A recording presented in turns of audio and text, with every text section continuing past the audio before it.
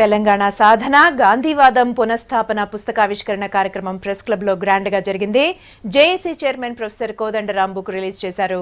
తెలంగాణ సాధనలో ఎదురైన అవాంతరాలు, ముఖ్యమైన ఘట్టాలను రచయిత ఎంతో వివరణాత్మకంగా తెలిపారన్నారు కోదండరాం. విభజన నిర్ణయం తీసుకోవడానికి చాలా కాలం పట్టిందన్నారు.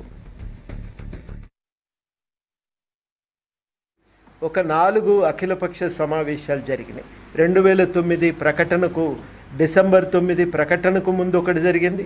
దాని తర్వాత ఒక 3 అఖిలపక్ష సమావేశాలు ఢిల్లీలో జరిగినాయి. అసెంబ్లీలో చర్చ జరిగింది. గ్రూప్ ఆఫ్ మినిస్టర్స్ ఏర్పడిన తర్వాత దాదాపు 2-3 నెలల పాటు ఢిల్లీలో దీనిపైన చర్చ చేయడానికి ఒక అవకాశం కలిగించారు. ప్రతి పార్టీ కూడా పిలిచి ప్రత్యేకంగా వారితో చర్చించటం కూడా జరిగింది.